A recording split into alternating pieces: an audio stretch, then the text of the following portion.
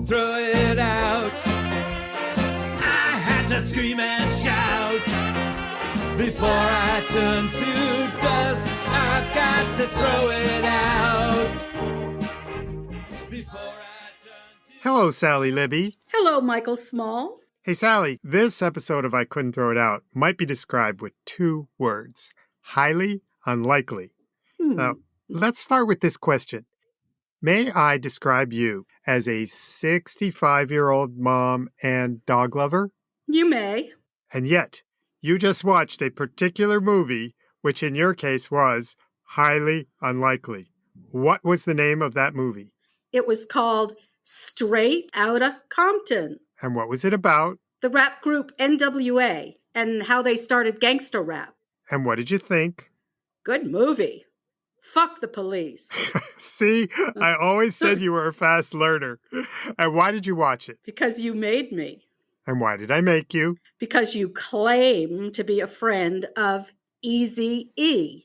Okay, so that's also highly unlikely. And it's an exaggeration. I wasn't Eazy-E's friend. I was friendly with him. There's a difference. After seeing that movie, I can't believe you knew Eazy-E. Well, I've got proof. In 1993, I called Eazy-E for a phone interview. It was the 4th interview I did with him, and in my box, I found the interview tape. I want to play you one little clip. You have to listen carefully above the clacking of my keyboard, but try to focus on the first thing that Eazy-E says. Just like this, Mike. That was a lot of clacking. But I think I heard him call you Mike. Did he really? He sure did. Well, Mike, how did that ever happen? As with so many things, the answer can be found in one of my boxes. Here it is. Yet another one of my ancient audio cassettes. This one includes my first interview with Eazy-E for my book about rap music. Break it down. I love the way you always remember the title, but you didn't actually read it, did you? I meant to read it, but life got extremely hectic. For 30 years? If you read it, you might understand that this interview is a treasure. Eazy-E was probably the most influential person I interviewed for my book. What he did with NWA changed the whole course of pop music. Now that sounds like a bit of an exaggeration. Really? How about this? I checked a list of the most popular songs of 2021, 2022, and many of those songs had one thing in common. They all included the F-bomb. Now, what was the most famous song to break that barrier? Fuck the police. Exactly. I set you up for that. I know how much you love saying it. And since NWA broke up 30 years ago, how many rap songs have there been about guns, gangs, murders, police brutality, rough life in the inner city? About 1 million? Yep, something like that. Whatever you may think of it, NWA brought these topics to a huge audience. And it all started because their songs were based on Eazy-E's experiences as a drug dealer. That doesn't exactly sound like a badge of honor. Well, how many drug dealers stopped committing crimes and used their money to start a hugely successful music label, a label that launched stars like Ice Cube and Dr. Dre? That's quite a feat. It is. But I bet at least half of our friends don't even know the name Eazy-E. And that's pretty strange because NWA's albums and Eazy-E's solo albums sold in the multiple millions, and they're still popular today. Here's an example. The song Straight Outta Compton. Guess how many views the video has on YouTube? I don't know. 30 million? 151 million. Woo. You are off by 121 million. There's a song off of Eazy-E's 1993 solo album called Real Motherfucking G's. It has 331 million views on YouTube. And that's up about 40 million since last year. Wow. Yeah, to give you some perspective, I looked up Britney Spears, her song Oops, I Did It Again. That song had 387 million views. So Eazy-E is right up there with Britney. I had no idea. It's crazy that so many people don't know about this, especially considering all the controversy. Because of the lyrics, NWA's second album was banned by a record store chain, a big one in the South, and supposedly it was confiscated in England by Scotland Yard. Oh, they just wanted some free copies. That would have been a smart move. Those original records are probably worth something now, because these days it's all about the honors. I got a little info from Mr. Wikipedia. He told me that the album Straight Outta Compton was added to the National Recording Registry by the Library of Congress in 2017. It was inducted into the Grammy Hall of Fame, and in 2015, it inspired that movie you saw. That movie grossed $201 million in the US and was nominated for an Oscar for the original screenplay. That's a lot of hoopla. Even the movie was controversial. Many people thought it was a documentary. Is that what you thought? Yeah, I did. But it definitely wasn't. Many details in that movie were contested, especially by Eazy's former business partner, Jerry Heller. When he died of a heart attack, one of his suits hadn't even been settled yet. Was the part about Eazy-E's death true? Did he really die of AIDS? He did, and he was only 30. Oh. And it all happened so quickly, in just a few months. Nobody saw that coming. Eazy-E didn't see it coming. And it shook the rap world. There was a ton of controversy about his will, strange details about his final days. Does your interview include any revealing information? Yes, I will play you the interview, but first I want to give you some background to help you understand how that interview ever happened. Follow me, if you will, in the Wayback Machine to 1990 when I was writing music reviews for People magazine. Don't tell me you were reviewing rap records. You knew nothing about it. That's for sure. But the record labels kept sending me more and more rap music every day, and I wanted to give it a chance. But when I listened, I just didn't get it. The audio samples, the beats, the lyrics, whoosh, right over my head. But one of those rap CDs came with a press release about an amazing guy named Tyrone Williams. I suppose you're going to say that I should know who he is. Well, not in this case. He's kind of behind the scenes. When he graduated from Howard University, he ended up in Queens, New York, where he gathered a bunch of local kids and helped to transform them into rap stars. They called themselves the Juice Crew, and it included Biz Markie, MC Shan, Roxanne Shante, Marley Marl, Big Daddy Kane. I was so impressed that I convinced People magazine to let me do a story about them. I learned so much from those interviews, but when it came time for the photo shoot, it was a total bust. The rappers thought the People-style poses were too corny. Because they were. All I know is that the photos of these really interesting people came out totally boring. So my story was canceled, and I was so frustrated. That's when I decided to turn it into a book. But how could you write about rap when you knew nothing about it? That was the whole point. My idea was to get the experts, the people who made the music, to explain rap to people like me so we could understand it and enjoy it too. Did anyone say, "No, I don't want to talk with you. Go the fuck away"? Actually, almost everyone was extremely generous. At first, I talked with some of the most famous people at the time, like Public Enemy, Run DMC, Queen Latifah, and after that, everybody gave me a chance. But even though I had some kind of connection with Eazy-E, I still don't qualify as an expert on his music. So I've got a treat for you. I arranged for a special guest who is way more qualified than I am, and really more qualified than almost anyone in the world, to talk about the importance of NWA and Eazy-E. And his name is Dr. Dre. No. You got Dr. Dre on our podcast? Yes, I did. But there's something you should know. In the hip-hop world, there are two people named Dr. Dre. Is this some kind of trick? No, I'm serious. Back in 1990, there was the Dr. Dre and NWA, who later went on to sell excellent headphones. But there was also another extremely famous Dr. Dre, who was the co-host of a TV show called Yo! MTV Raps Today. And it aired every weekday. Did you ever see it? Come on, you know the answer to that. Well, that show was one of the only places to hear and watch videos for rap songs. Now, this Dr. Dre from MTV, he and his co-host, Ed Lover, were at the center of the hip-hop world. He knew everyone. He knew everything. And he still does. So he's waiting for us to call. Let's go to the phone, shall we? We shall. One moment, please.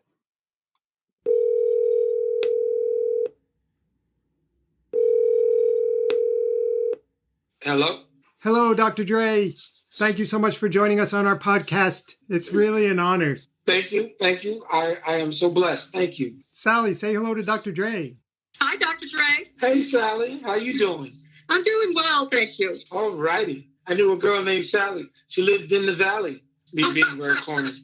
But they found her in the alley. I said I would be corny. Don't you be corny.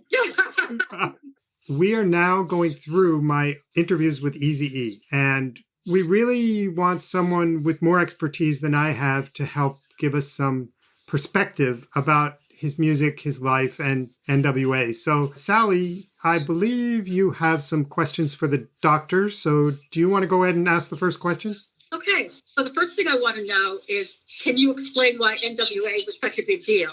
Can I explain why NWA was such a big deal? The reason NWA was so important at that time is because they said some things that people may have thought, but were afraid to put on a record in that fashion. NWA became influential because they had a song that pretty much had you tailed by the FBI, which was called Fuck the Police.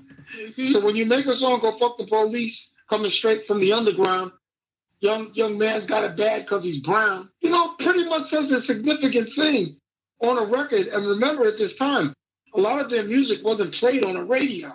Even when they did a solo album with Eazy-E, with Boys in the Hood, or even with NWA's earlier songs, they were not geared for radio.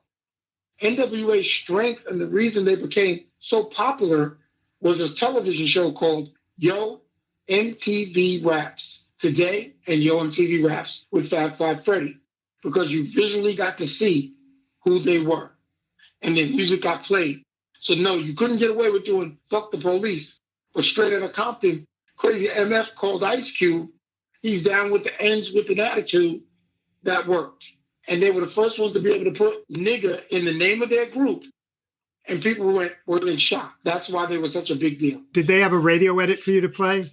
Yes, they did on certain songs. And some things I was able to beep it out or scratch over it before the curse came in. What about Eazy-E? Was there something special about him? He was a unique figure.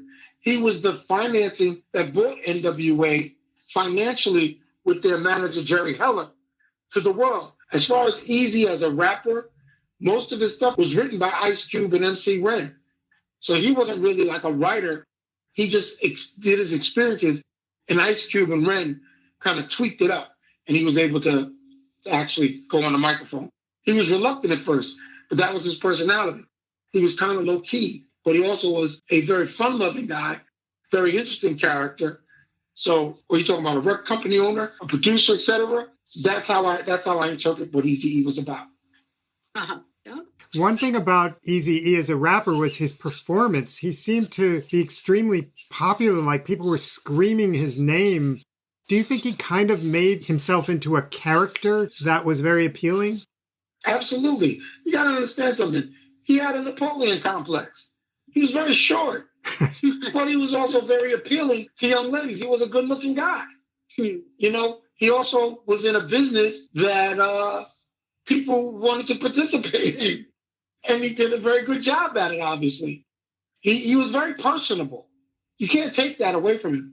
But when it comes to his performance, you give credit to Dre and the company that they put together to produce Eazy-E and NWA. They knew what sound he needed to work it out.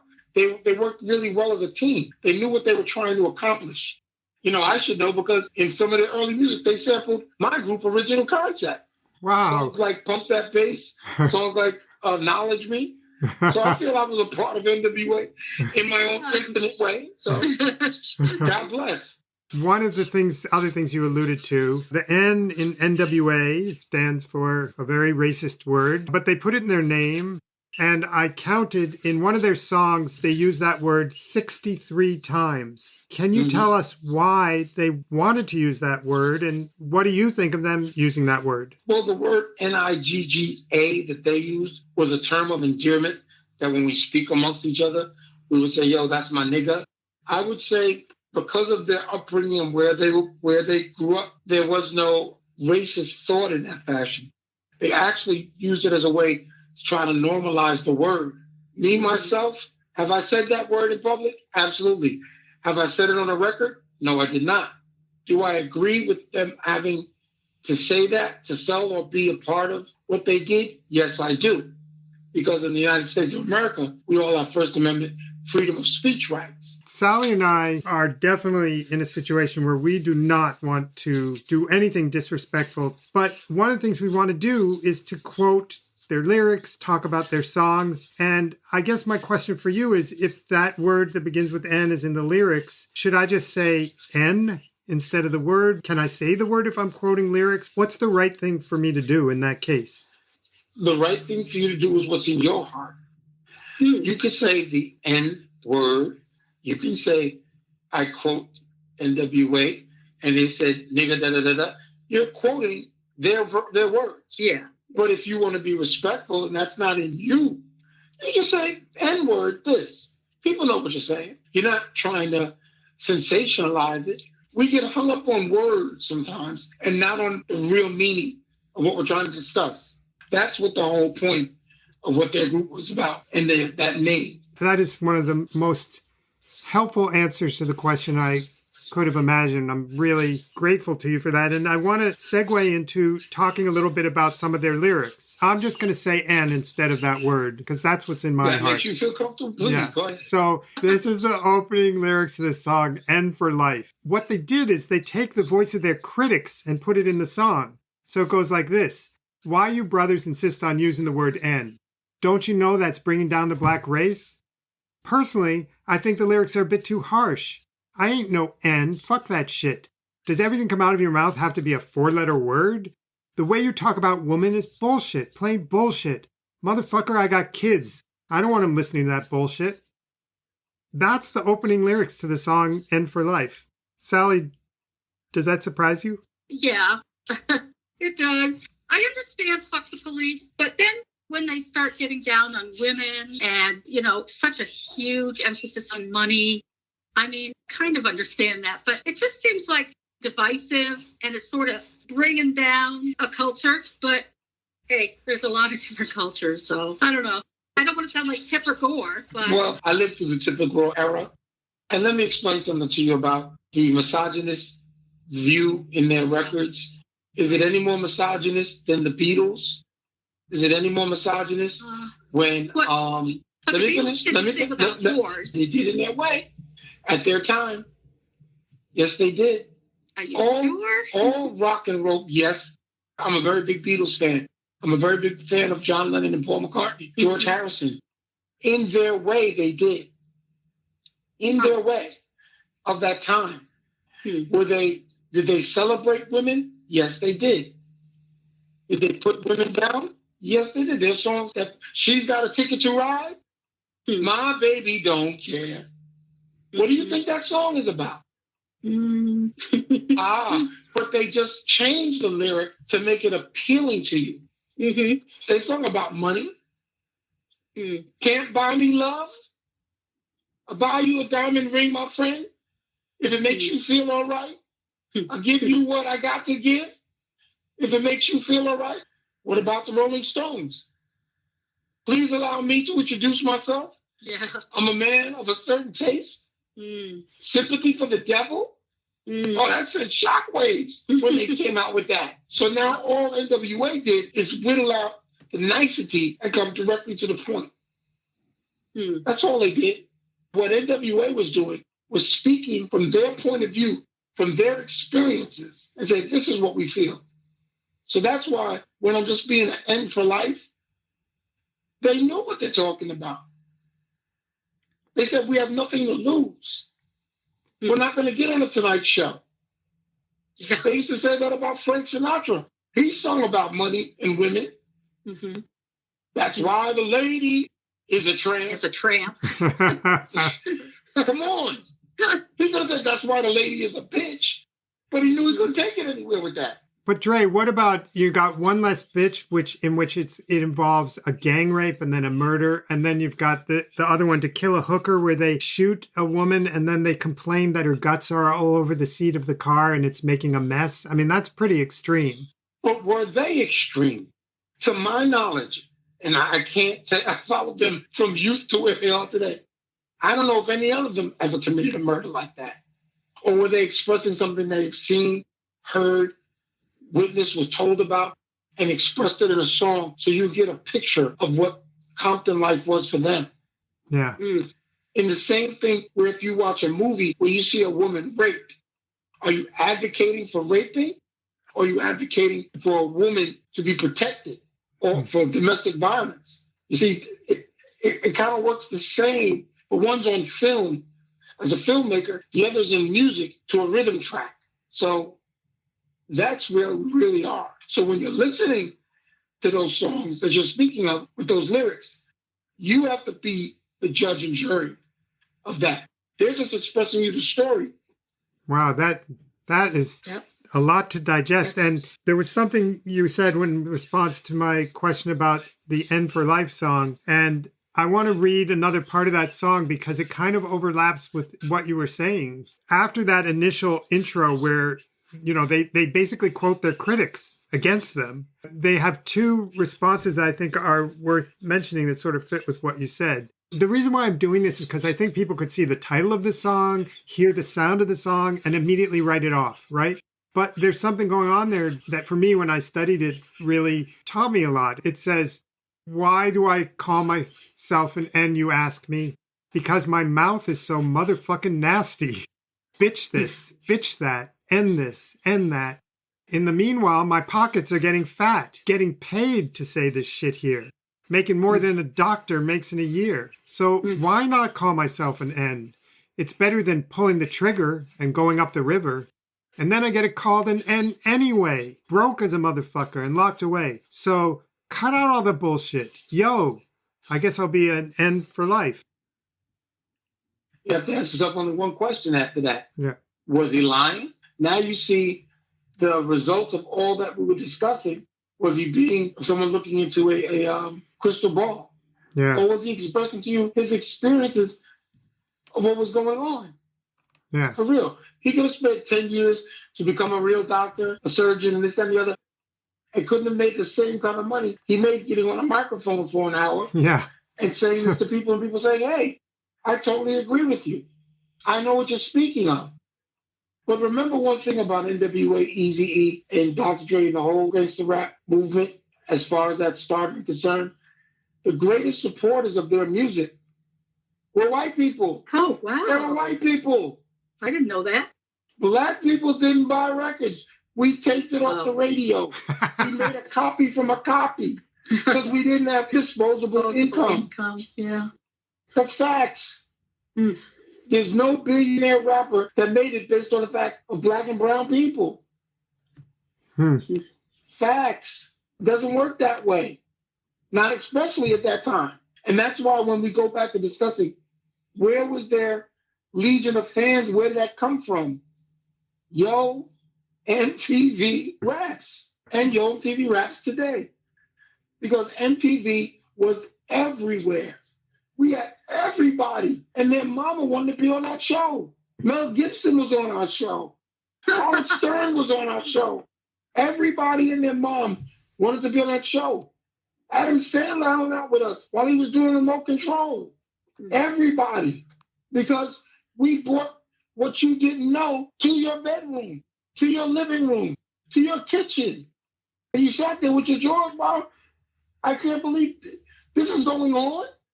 Going back, I just want to read one more lyric. And so this is another verse from that song. He says, why do I call myself an N, you ask me? Because the police always want to harass me. Every time that I'm rolling, they swear up and down that the car was stolen. Make me get face down in the street and throw the shit out of my car on the concrete in front of a residence. A million white motherfuckers on my back like I shot the president. You know, that seems prophetic now. At the time, you know, we weren't as aware. We hadn't seen all the videos we've seen of police brutality. I can attest to that being in Los Angeles for a period of time. And my assistant that was working with me, his name was Sal. We were driving a big luxury vehicle. And I got pulled over by the police. And I was like, oh, okay. And I gave him my license. I gave him the rental agreement for the car. And he said, get out. I said, what did I do? To get out the car. now. And Sal was shaking his head going, get out the car, get out the car. And they sat me on the curb, put my hands under my butt and checked the car. And I said, are y'all kidding? Said, you say 2 more words and we'll take you in. And Sal just kept looking at me, shaking his head, going, don't say nothing. And they were like, okay, boy.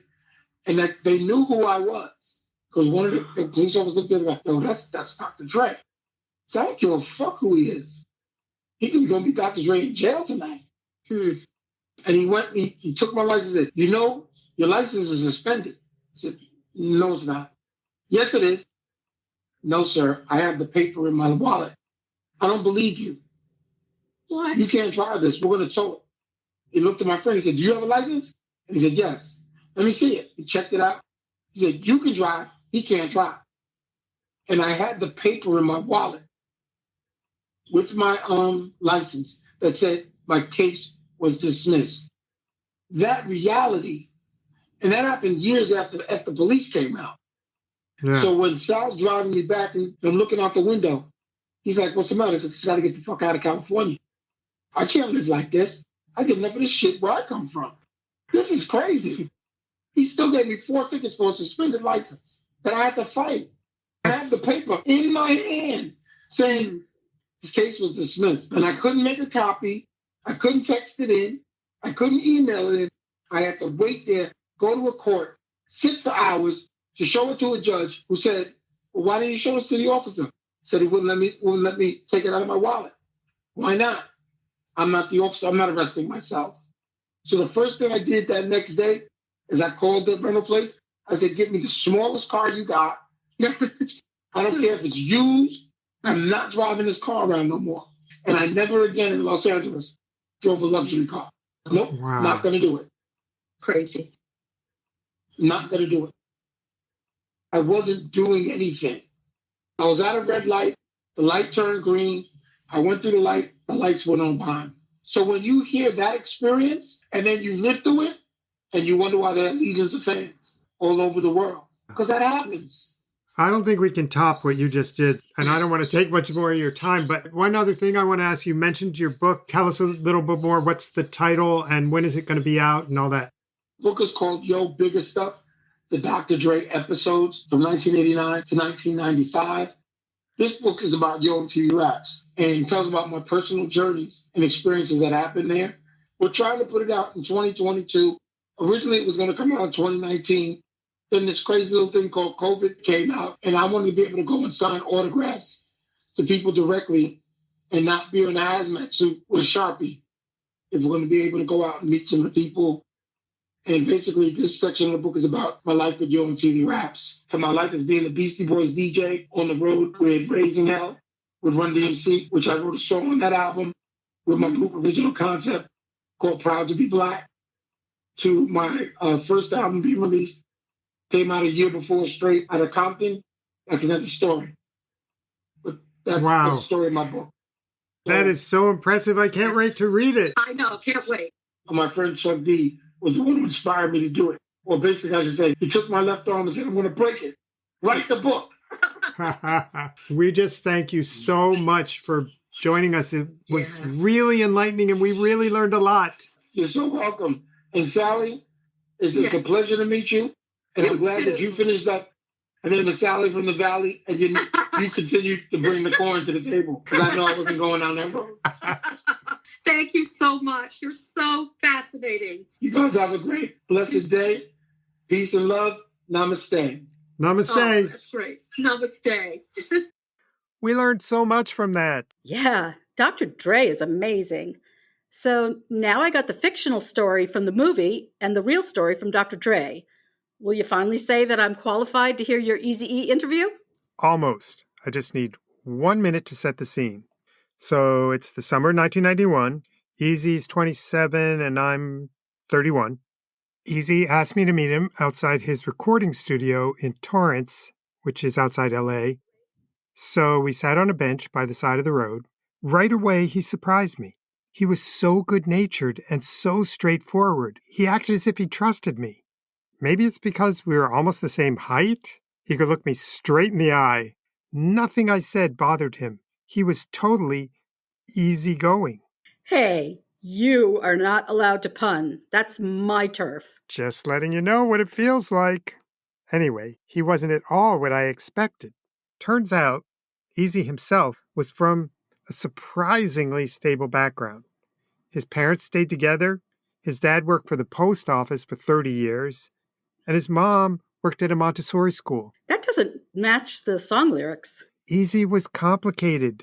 One last thing before we listen. Just to be clear, I didn't edit any of Eazy's answers to my questions, but I did cut out some parts of the interview and reordered a little so it makes more sense. And if you're wondering why I keep talking about DJ Quick, he also came from Compton and was a friend of Eazy's.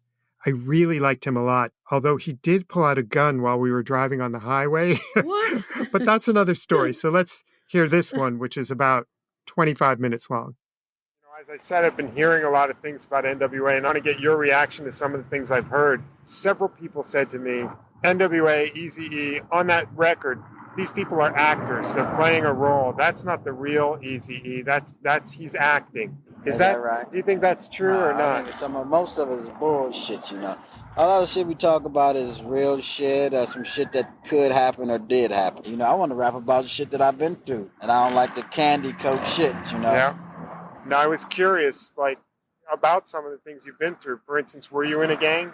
I run with gangs and everything. I've been through the little drive-by shootings and the dope game and everything. And did you ever sell any? Of course. What did you sell? Keys. Yeah. Gang of it. 30, 40,000 fast as you could count it, send them on their way. 50,000 here, 10,000 there, shit like that. And then my cousin, he ended up getting killed and everything. And a lot of my friends ended up getting killed. My cousin got set up. And then, I thought about leaving the shit alone because it wasn't worth it. So I stayed into it for a while. I've saved up a bunch of money and decided to go another route. So Dre said, we could hook up something, start a record company, to make you some money. So I said, fuck it. I did it, which I never rapped in my life because I was all into street shit. I'm selling this, doing this, stealing cars, doing this to make me some money, Yeah. So we started the record company, which I thought wasn't going to work. Mm-hmm. And me, myself, never rapping in my life. I ended up rapping a song and everybody liked the song. So I was talking about real shit, and they could, visualize this shit happening and everything. And everybody liked it, and it took off, blew up. Yeah. So demand for another record was there. So I did something else. And then demand for an album and all this shit just took off. I started NWA. We made the name up, figured out how we was going to do everything, and we did it. So the shit was cool. If you hadn't gotten into rap, would you think you'd still be selling drugs? I think I'd be dead or in jail. Wow. Quick said he knew more than 20 people who were killed. 20 people ain't shit. I know more than that. Were any of them ever close? I know 20 people that gets killed around just in my little neighborhood. The little part that I'm in. That's from here to a couple blocks away. Not near here. Nah. But in your part of Compton. Yeah, good shit. Yeah. You see at least 6 or 7 of them get killed in one night. Does it make you want to change things, or do you just want to stay off the streets and help other people get off the streets and get that's all. Yeah. Worry about your family or something, because you could just be standing out and people come by just shoot. But you don't worry that some guy is going to listen to your record about drive-bys and then go do one. Wow. Anything can make somebody do something. It's like this fool that just rode in a restaurant and killed all them people. You think he was listening to our shit? Yeah, I know. You could just be fucked up in the head and go out and do something. You can't blame that shit on the records. How do you feel about making it sort of like movies where it would be X-rated and kids couldn't listen to it? Do you have any problem with a 6-year-old listening to your record? It's really not a record for a 6-year-old to listen to, but all this shit you can't hide from the little kid because later on in life they're going to learn about it. Yeah. But do you think you can harm them by letting them hear about it so early? No, I don't think so. Mm-hmm. You got violence in cartoons, man. Little kids see another cartoon character shoot the other one and get back up. So they figure, that shit could happen too. You got Coyote might fall off a cliff. Yeah. A little kid fall off a cliff, he's dead. Violence and everything. Cartoons. little everything. It's not our fault. I mean, they got movies that make people go out and do the things that they do. They might see something, I want to be like Scarface, I want to do this. Shit like that. It's just not us, because if we didn't make an NWA record, it should still be the same. Yeah. We can't change nothing. Yeah. Shit would still be the same. Whether we made that record or not, people would be still doing the same shit that they doing now. Yeah. People like Chuck D think that you can make it better, I think, by putting politics into records. Do you agree with him? I don't know. You might. Some people can, but it's not everybody that's going to listen. Yeah. They always have hard heads. It's like I was telling you about the drug records. If you keep saying, don't do drug records, don't do it, and everybody start listening to them, and they figure, all right, we're not going to do no drugs, it won't happen. Not that. Yeah. I wish I could make a record and make everybody just stop doing something. Yeah. Well, were your parents scared about, like, when things were happening in Compton, they're trying to raise their 3 kids? I mean, weren't they worried about trying to protect you from what was going on and keep you out of it? Don't like you hanging out, don't like you being in this dope business because you could end up dead or in jail. I don't like that. But it didn't matter what they said, you were going to do it anyway? Man, I was a hard head anyway, man. Yeah. I had to get out there and get what, I wanted, Yeah. And I didn't like asking nobody for nothing, especially when somebody tell me no or it's working. I didn't like answering it to nobody and nobody telling me what to do. Or you do this or do that. Because I had like jobs before and I was like, you do this and I hate taking orders. So I said, fuck it, I'm going to start my own shit. Yeah. I did it. And I said, one day I'm going to have everything I want. I told my mother that. And I said, one day I told them I'm going to have everything I want and I'm going to be doing shit for y'all. And it happened, man. You just got to put your mind to it. Have you done anything to pay them back, giving them a gift of some kind? Yeah, you got damn right. I do everything for them. Getting them a house. I got them cars and everything else, and make sure they well taken care of. Yeah. Are you still living in Compton the way Quick is, or have you moved away? Who, me? Yeah. And I got like places here, places there. I mean, I make money, man. You're gonna have to get a couple different places. Yeah. And if I show you this, what do it say? Compton, California, South Muriel. South Muriel, is that a tough neighborhood there, or is that your... It's stuff all around there. So you see, I got an up-to-date license, and this... People have said to me, well, like NWA they have really nice houses up in the hills somewhere. I have a nice house, too. Well, I mean, everybody gonna buy something here, something there. It's like money in the bank. But the question is, how can you still make gangsta rap if you're living in a nice house in the hills? You see what that license say? I know what's going on. So you're still going back and... Go back. Yeah.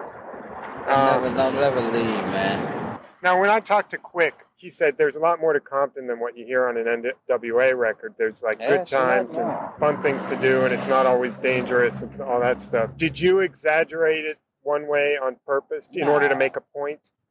I mean, for NWA, it's really nothing too fun. Yeah.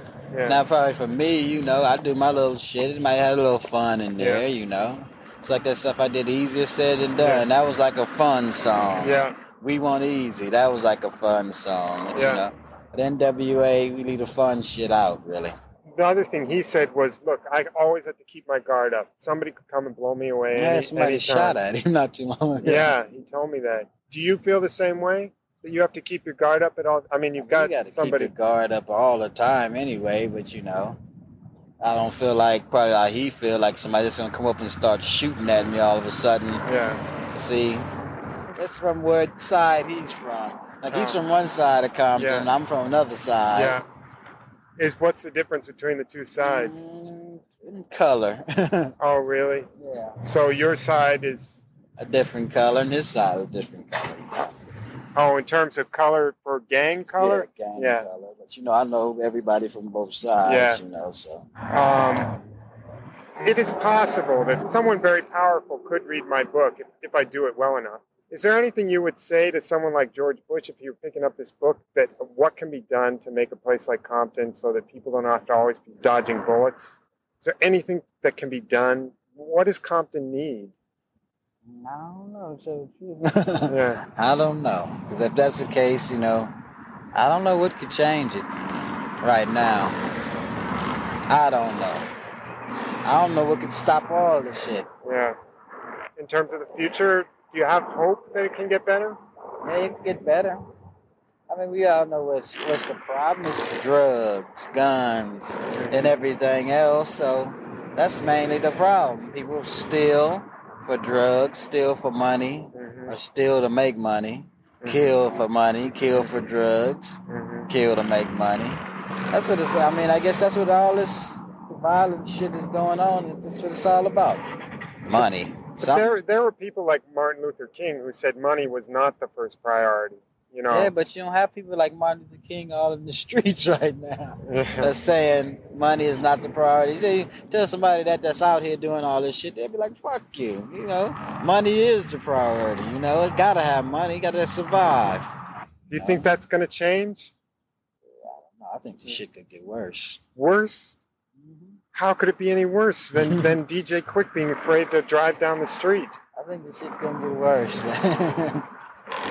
Wow. Do you think there's going to be like some kind of revolution or something? I mean, shooting in the... I don't know. It's like right now how all this shit is going on. I think this shit gonna be kind of crazy the minute. Some people would say they believe that you're making money off of something harmful to the community just the way a drug dealer makes money off of something harmful to the community. Are we not killing the community, though? Right. I mean, the people that saying all this, they don't have to buy it. Yeah. They don't have to listen to it. Yeah. I mean, they're going to criticize whatever. I mean, if it's something else that come out, they're going to criticize it. If we were never out there be talking about something else right now, they would be talking about something. I've read, people call your stuff pornography. Is your stuff pornography? Nah, that's bullshit. Nah. I guess what isn't pornography has some value other than just sex and violence. Would you say there's a value to your stuff other than sex and violence? I mean, I think there is, but yeah, it is. What would you say? It's the music? The music. Yeah. The music and everything is not all sex and violence. So. Yeah. But that shit sells. Sex sells. Yeah. Violence sells. And yours certainly goes to the outer limits, I would say. Somewhat. I figure it's like news reporter. We say shit that they scared to say. There are a few songs like, One Less Bitch. A lot of women I've heard talking who were pretty upset about that. I'm just wondering why you decided to put that on the album. Did you have any doubts about putting that on? Dre and them came up with that, and they were just talking about, I guess, the bitches that they just leave alone or whatever the fuck they go. I really didn't have too much to do about that. I just said what I had to say at the end, how I felt about bitches, Yeah, but it's the violence against women that seems to be a big issue. A lot of women are saying, that men are going to go out and do that. They're going to take it seriously. They're going to take it literally. Not from the record. I mean, you're going to do what you want to do. Yeah. It's like they say our records promote violence and start people doing this. No record don't make you go out and do nothing. You make yourself go out and do that. When I talked to Queen Latifah and Bitches with Problems, I was curious, what would they think about it? Both of them said, well, look, I don't agree with everything that's said on those NWA albums, but I get some good laughs out of it. And they said, I think it's funny, a lot of it, because it's so exaggerated. Does that bother you that is it okay that people laugh sometimes at it? Is some of it supposed to be funny? I mean, it could be funny. Take it however you want to take it. Latifah, she do her thing, and she probably gonna down it because she all for this righteous black woman. She didn't down it, though. And Bitches with Problems, that happened to be, they were signed to me. And I let them go, but I still get paid from whatever they did because I took an override. Oh, really? I thought it was interesting. They both said they laughed, and I didn't know whether you'd say they're not supposed to be laughing, or whether you intend for some of it to be funny. Some of the shit is funny, though. Yeah. It's just like Eddie Murphy or Richard Pryor or something like that. I mean, nobody knocked them. Andrew Dice Clay. I mean, what if some fucking KKK racist guy puts out a record? He's a white guy calling blacks niggas, saying they all should die and be killed. Do you defend his right to make that record? He could make whatever he wants to, as long as it's making him money. It's like the police. They came around here and they said they listened to our song and everything. I said, why don't y'all come in and do a song called Fuck NWA? Fuck it. I wouldn't care. Let people do whatever they want to do. Fuck niggas, fuck this. Let them do what they want to do. What about the way you treat women? There's one way depicted on the record. The way we treat women? The way you personally treat I love women. We never mention nothing about women. We always mention stuff about bitches. We're not putting down no women. That's what everybody get wrong. Say, number one, we don't talk about women. We talk about bitches. It's a difference. Yeah. You know, that's why we did a song called "A Bitch Is a Bitch" to let them know what we talking about. We're not talking about women. We talking about bitches. Well, do you still go to prostitutes? Do I go to prostitute? I don't need no prostitute. Okay. I don't need no prostitute. Do you have Too much pussy out there. Do you have fucking with a prostitute? Do you have a long-time girlfriend or wife? Oh, I got friends. Do you have one or several? I got one. You got one. Yeah. Is she the mother of your child? Yeah, my mother's my child. The mother's my child right now, but you know, she's not the same. I have friends, man. I don't put that in magazine. Okay. I have. Do you use condoms? Me? Hell yeah. I mean, I'm not just gonna go and fuck around with nobody. And I still have a gang of pills or something. I don't want to fuck around with no AIDS or herpes or no shit like that. Yeah. If that's the case, I got me a big ass bottle of tetracycline and some other shit. I don't know whether that's. I don't want to fuck around. I guess. Let's see. Keep going, man. There are the whole people who say the civil rights movement got rid of the word, and then you're bringing it back again, and it's the meaning to us, and it brings us back. It takes away from the forward movement we had. Do you have an answer to them? Number one is, I don't know, as long as you remain to be black, to anybody else, you're a nigga. Mm-hmm. We call white people niggas. Mm-hmm. It's just a word like homeboy now. Yeah. And then again, we didn't make up the word. Yeah. We didn't make up the word. Yeah. Who made up the word? Okay. Have you ever had experiences with racism yourself? Has anyone ever treated you badly because of your skin color? I mean, you run into shit like that all the time, and like in what way? Like I can't even. You mean like little things, like when you go into a bank and it's like like that was before. Now the bank I go to, everybody knows me. You know? Yeah, I imagine they get down and bow when you walk like in. Before, like I used to go to meetings, like on big meetings or gatherings. I come in, I meet somebody and I tell them who I am. They go, "Oh, you Eric, right?" Be surprised. Yeah. I'm black and young and everything. Yeah. Like one company I went to one time, and they said, I went up there and I said, "Oh, I'm here to see such and such for a meeting." And my manager was there. My manager was Jewish, Jerry Heller. Yeah. And he was there, and they said, "The messenger boy is here." I said, "Okay, I'll be the messenger." So I sat out there. And they came out and they, "How you doing?" And then they told the lady who I was. And she, "Oh, would you like this? Would you like that?" And, "Oh, I'm sorry. I thought you was the messenger." Shit like that, I've heard from both KRS-One, Ice Cube, and a few other people. They've been talking a lot about this battle between Jews and blacks. Do you still work with Jewish people? Do you have any problem with them? I work with Jewish people. I have a daughter that's half Jewish, so fuck what they say. Yeah. Who's selling their records? The black people? Black people own all these companies and stuff like that? Who? Yeah. So how the fuck can they talk about Jewish or whatever else? I mean, number one, I guess I'm colorblind because I don't give a fuck what color you are, what race you are. Yeah. So I don't know what the fuck their problem is. Yeah. I mean, who's selling Ice Cube records? The president of the company, Brian Turner. He's Jewish. Yeah. All right. So what is he saying? That's just a bunch of bullshit and hype and everything else. Yeah. Who the fuck you think run the company? Who KRS-One think they hooked up with? Black people distributing their records? Who's running over that? What is Jive? Yeah. Who is over there? Barry Weiss? Is he black? Yeah. Right. What is he? Right. What is he? Well, I He might be Jewish.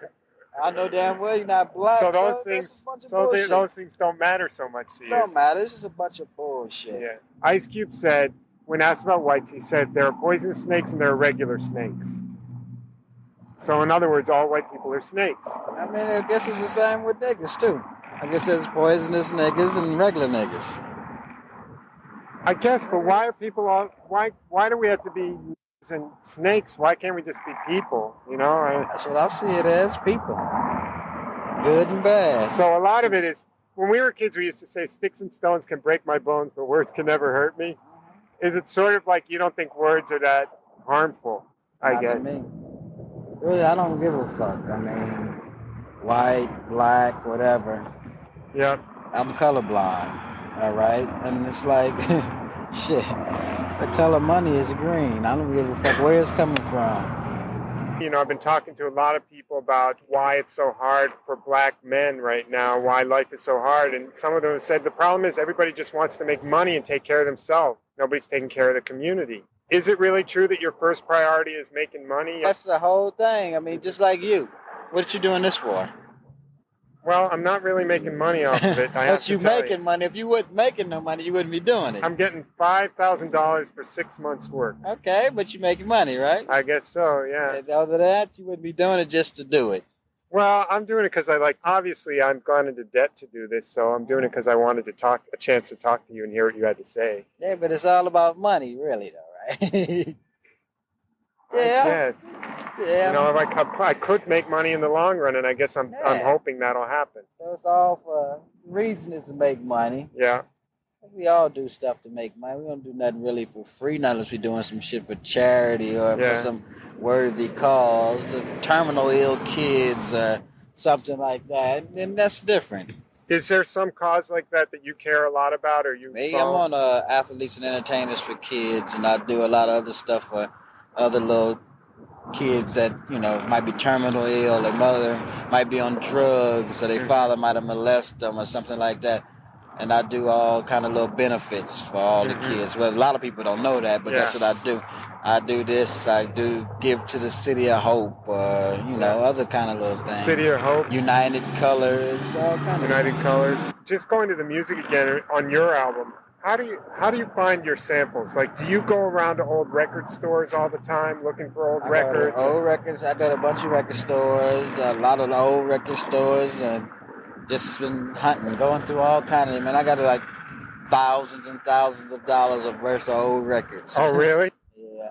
Might go one day and spend $1,000, and I do this shit like 10 times. So I got like $10,000, $12,000 worth of old records. The one thing that people always said to me was, even if they didn't like what the lyrics said, they disagreed with what the lyrics said. They said, this record is so good, I had to buy it anyway. That's what I heard over and over and over again. The music is so good. Is there something to be said about how you do the music as a group that's different from the way other people do it, that makes this sound so good? I don't know. So we take our time. Everybody else just go in, might lay a sample and rap over it. We take our time and, watch what we say and watch how we do things. We spend a lot of time in the studio, especially on the NWA album. What do you look for when in a new group? Originality, something different, a different sound. I always want to be different than somebody else. I don't want the same thing. Like, you sound just like such and such or something like that. I always look for, originality. So you don't feel like a whole bunch of people jumped on the Compton kind of bandwagon and copied you? So that's where you from? You rap about where you from. You got a lot of groups from New York. All of them from New York. They say they from New York. Right? They all from New York, so they say New York. I mean, if we all from Compton or wherever, we're going to say Compton. Yeah.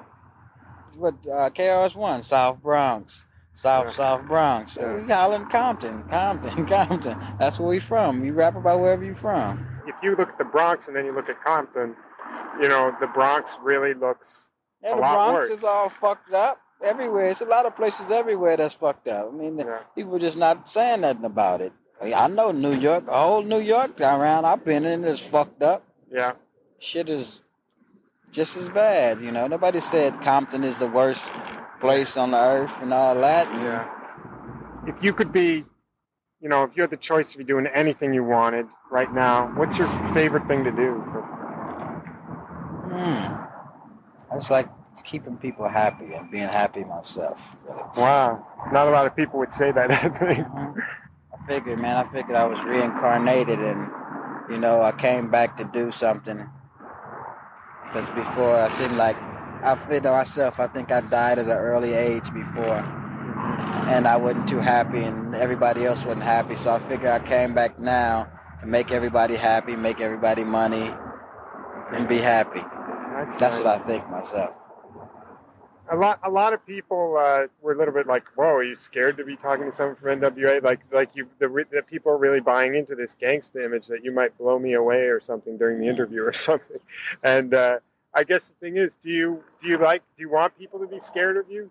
I mean, a lot of people are gonna be scared of you. I mean, it's not like I want nobody to be scared of me. Yeah. But, I don't know. Because We're not gonna blow you away, but the only way we'll blow you away is if you write us a fucked up article in this book, then we're gonna blow you away. Yeah. I don't think I want to say anything else after that. Do you, Sal? Nah, I want to sit with that a bit. And I will not be tossing that cassette. Can you blame me? Oh, come on. You digitized it. Why do you need the cassette? It's hip-hop history. All right, go ahead and keep it. Don't look at me when all your boxes are still full of stuff. Actually, I've got a lot more about Eazy-E in those boxes. For instance, in 1992, I met him again, and he drove me in his Mercedes around Compton on the last day of the LA riots. Wow. I captured that entire experience on tape. Now that's some hip-hop history. I also have materials from the article I reported about Eazy-E after his death. I talked with a lot of people, including his manager, Jerry Heller, about the strange circumstances of Eazy's death. In my box, there's even a complete copy of Eazy's last will and testament. How did you get it? I actually don't remember.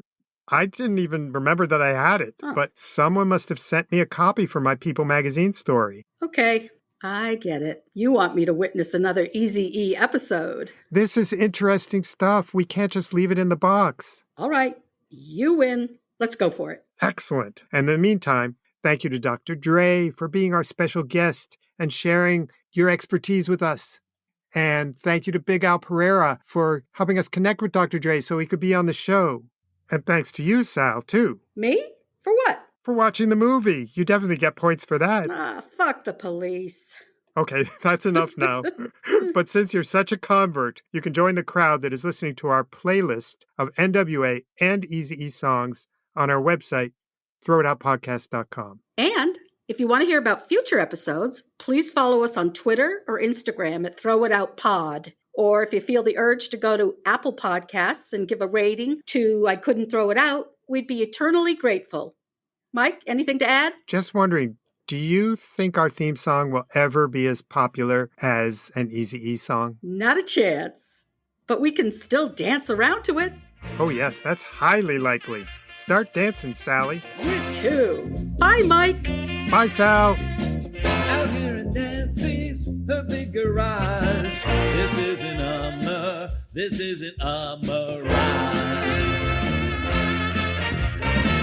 Decades of stories, memories stacked. There is a redolence of some irrelevant facts. But I couldn't throw it out. I had to scream and shout. It all seems so unjust, but still I know I must. Before I turn to dust, I've got to throw it out. Before I turn to dust, I've got to throw it out. But I couldn't throw it out. I couldn't throw it out. I'll sort through my possessions in these paper sessions. I guess this is what it's about. The poems, cards, and papers, the moldy, musty vapors, I've just gotta sort it out.